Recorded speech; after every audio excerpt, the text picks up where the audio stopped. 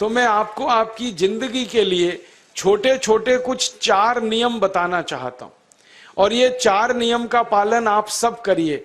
मैं आपको विनम्रता पूर्वक लेकिन विश्वास से कहता हूं कि ये 4 नियम का जो भी पालन करेगा जिंदगी में बीमारी और रोग उसको कभी आएंगे नहीं। परम पूजनीय स्वामी रामदेव जी खुद 40-45 साल से इन 4 नियमों का पालन करते हैं। आप भी अगर ये पालन करेंगे तो बहुत अच्छा होगा। मैं भी करता हूं मेरे जीवन में। मैं पिछले 15 वर्षों से योग प्राणायाम करता हूं, उसके साथ कुछ नियम मैंने बनाए हैं, वो नियम का पालन करता हूं और वही नियम आपको बताना चाहता हूं। स्वामी जी पालन करते हैं, मैं करता हूं, हमारे लाखों योग शिक्षक करते हैं और इन नियमों का पालन करने से हमको इतना लाभ हुआ है कि कभी बीमारी आती नहीं। 15 साल से मैंने हर बार मेरा बीपी चेक किया, नॉर्मल है, शुगर नॉर्मल है, ट्राइग्लिसराइड्स नॉर्मल है, कोलेस्ट्रॉल नॉर्मल है। पिछले 15 साल में कभी सर्दी जुकाम भी नहीं हुआ, गला भी नहीं बैठा, कभी हॉस्पिटल नहीं देखा, कभी डॉक्टर के पास नहीं गए, क्योंकि जरूरत नहीं पड़ी। और वो जरूरत नहीं पड़ी क्योंकि हम निरोगी हैं, स्वस्थ हैं। ये निरोगी और स्वस्थ होने के लिए आयुर्वेद की एक छोटी सी जानकारी आपसे मैं शेयर करना चाहता हूं। आयुर्वेद में यह कहा गया है कि किसी भी व्यक्ति को निरोगी होना है, रोग मुक्त होना है, तो अपने जीवन में 3 बातों का ध्यान रखे। अपना वात, पित्त और कफ तीनों का संतुलन रखे। वो 3 तरह के दोष हैं हमारे शरीर में, वात, पित्त, कफ। आपने सुना होगा ये त्रिदोष आधारित शरीर है। जब वात बहुत बिगड़ जाता है तो 80 से ज्यादा रोग आते हैं। जब पित्त बहुत बिगड़ जाता है तो लगभग 46 से 50 रोग आते हैं और जब कफ बिगड़ जाता है तो 28 रोग आते हैं और वात, पित्त, कफ तीनों बिगड़ जाएं तो 148 रोग आते हैं। सर्दी, खांसी, जुकाम से लेकर और कैंसर तक जो आखिरी रोग माना जाता है, ये सब वात, पित्त, कफ के बिगड़ने का खेल है। तो इस देश के आयुर्वेद चिकित्सा के सबसे महान लोगों में से कुछ नाम आप जानते हैं, जैसे चरक ऋषि, जैसे सुश्रुत ऋषि। ऐसे एक ऋषि हुए बाघभट्ट। बाघभट्ट ऋषि ने एक पुस्तक लिखी है, उसका नाम है अष्टांग हृदयम, और एक पुस्तक लिखी है उसका नाम है अष्टांग संग्रहम। इन दोनों पुस्तकों में उन्होंने 7000 नियम बताए हैं। उनमें से 4 बताता हूं, अच्छे लगे तो आज से ही पालन करो और दूसरों को भी बताओ ताकि कोई भी इन नियमों का पालन करे तो बीमार ही ना पड़े। ये चारों नियम हैं वात, पित्त और कफ को संतुलित रखने के लिए। अब वात, पित्त, कफ तीनों एक साथ आपके संतुलित रहें तो उसके लिए पहला नियम है खाना खाने के तुरंत बाद पानी नहीं पीना। ये पहला नियम है। आप बोलेंगे ये तो बड़ी मुश्किल बात है, खाना खाते ही पानी पीते हैं हम तो सबके सब, और बिना पानी पिए खाना ही नहीं खाते।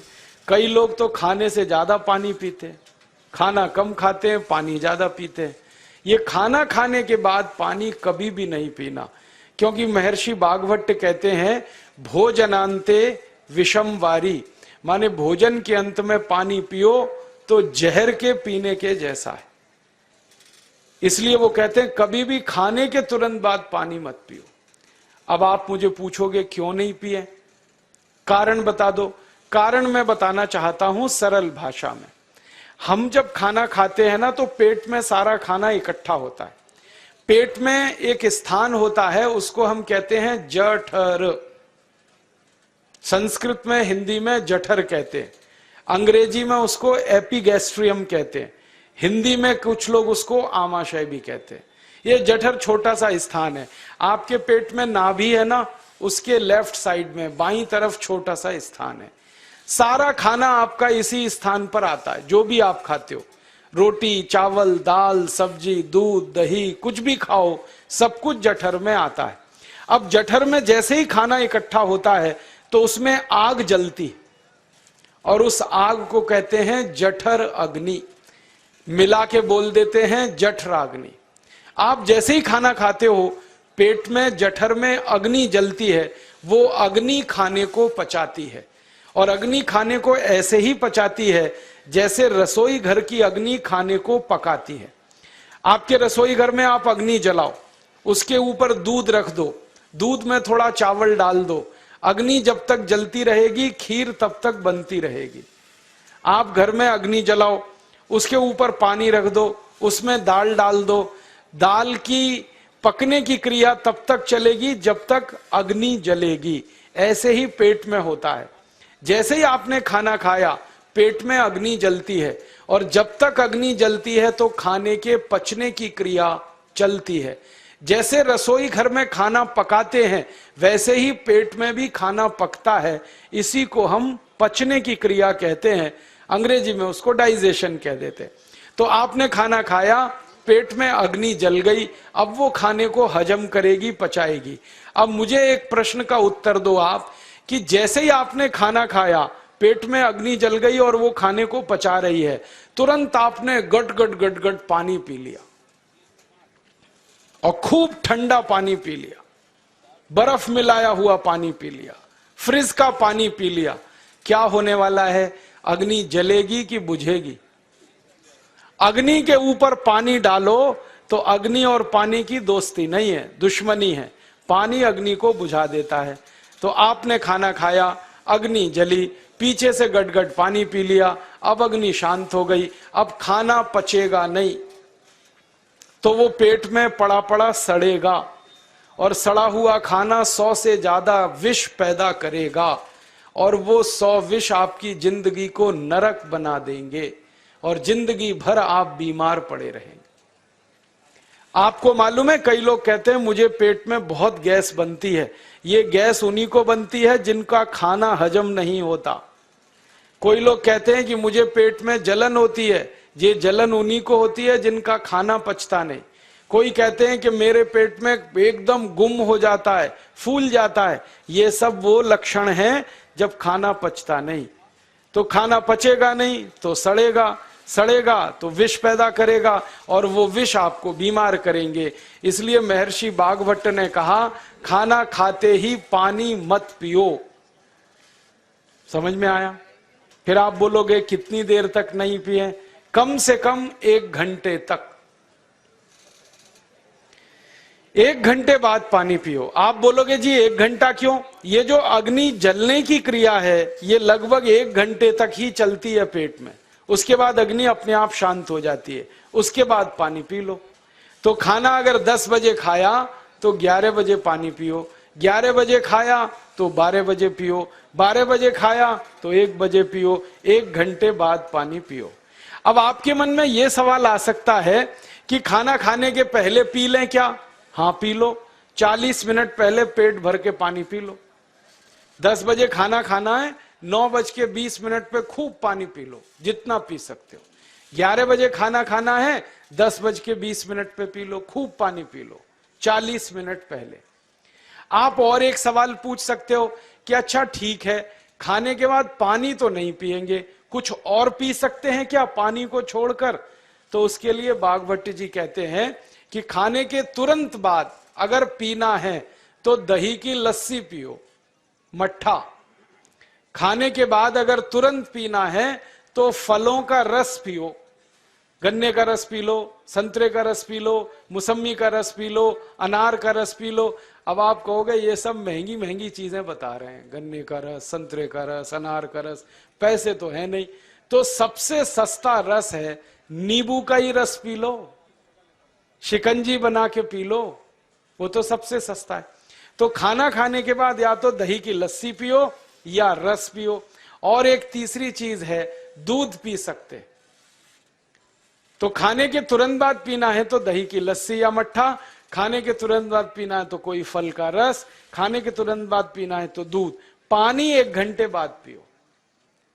और अगर एक बात ध्यान रखो तो अच्छा है कि सवेरे खाना खाते हैं जिसको हम ब्रेकफास्ट कहते हैं, नाश्ता, तो फलों का रस पीना अच्छा, दोपहर को खाना खाएं तो लस्सी और मट्ठा पीना अच्छा, और रात का खाना खाएं तो दूध पीना अच्छा।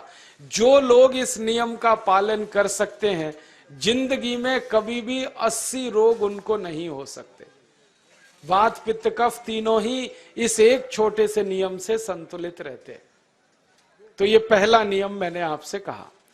दूसरा नियम एक और है, और वो नियम ये है कि पानी कभी भी पियो, घूट घूट भर के पियो। जैसे गरम चाय पीते हैं, गरम कॉफी पीते हैं, गरम दूध पीते हैं, एक एक घूट भर के, एक एक सिप करके, ऐसे ही पानी पीने की आदत डालो। ये मुंह में एक बार गिलास लगा लिया, गटागट उसको खाली कर दिया, ये तरीका गड़बड़ है। एक घूट पानी, दो घूट पानी एक बार में उतना ही पियो। आप बोलोगे ये क्या चक्कर है? बात ऐसी है कि एक एक घूट पानी जब हम पीते हैं तो मुंह की लार पानी के साथ मिलकर पेट में अंदर जाती है, और ये जो मुंह की लार होती है ये क्षारीय होती है और पेट में हमेशा अम्ल बनता रहता है। तो एक घूट पानी पिया, मुंह की लार इसके साथ अंदर गई, दो घूट पिया और ज्यादा गई, बार बार लार अंदर जाएगी तो क्षार पदार्थ पेट के अम्ल के साथ मिलेगा। पेट में अम्ल बनता है, मुंह में लार क्षारीय होती है। तो ये क्षार को अम्ल में मिला दिया जाए और ये अच्छे तरीके से मिलकर पेट में जाए तो कभी भी कोई व्यक्ति के पेट को अम्लता नहीं होती, एसिडिटी नहीं होती। और पेट में अम्लता नहीं होती तो रक्त में अम्लता नहीं होती, और जिनके रक्त में अम्लता नहीं होती उनकी जिंदगी में कभी भी वात पित्त कफ के असंतुलन की स्थिति पैदा नहीं होती। इसलिए पानी घूट घूट करके पीना। मैं आपको एक छोटा सा मेरा ऑब्जर्वेशन बताता हूं, परीक्षण। आप भारत देश में या दुनिया में कहीं भी जाओ, मनुष्य को छोड़कर पशु पक्षियों को देखना शुरू करो, वो पानी कैसे पीते। किसी चिड़िया को पानी पीते हुए देखो, किसी पक्षी को पानी पीते हुए देखो, वो चोंच के एक बूंद के बराबर ही पानी उठाता है। एक बार में एक बूंद पानी लेगा, फिर थोड़ी देर चोंच चलाएगा, फिर पिएगा, फिर दूसरी बूंद लेगा, फिर चोंच चलाएगा, फिर पिएगा, फिर तीसरी बूंद। एक एक बूंद पक्षी पानी पीता है। कुत्ते को पानी पीते हुए देखो, चाट चाट के पानी पीता है। शेर को पानी पीते हुए देखो, चाट चाट के पानी पीता है। जितने जानवर चाट कर पानी पीते हैं, जितने पक्षी एक एक घूंट पानी पीते हैं, किसी भी पक्षी और किसी भी जानवर को डायबिटीज नहीं है, किसी को अर्थराइटिस नहीं है, कोई पक्षी ओवरवेट नहीं है, कोई पशु ओवरवेट नहीं है। वो सब स्लिम और ट्रिम हैं, क्योंकि वो इतने होशियार हैं कि पानी चाट के पीते हैं या घूट घूट करके पीते। अब मुझे ये हैरानी होती है कि ये पशु पक्षियों को कौन सिखाता है? वो अपने जन्म से ये ज्ञान सीख के आते हैं। उनका कोई गुरु नहीं है, उनका कोई विद्यालय नहीं है, उनके कोई प्रशिक्षण शिविर नहीं लगते, फिर भी उनको इतनी अकल है कि पानी घूट घूट पीना। और हम ये मनुष्य जिनके इतने गुरु, इतने विद्यालय, इतने कॉलेज, सीखने वाले, सिखाने वाले, और हम मूर्खों के मूर्ख गटागट गटागट पानी पीते रहते। तो पानी पीने का तरीका बदल दो, घूट घूट भर के पानी पियो। ये दूसरा नियम है। तीसरा नियम है कि जिंदगी में कितनी भी प्यास लगे, ठंडा पानी कभी मत पियो।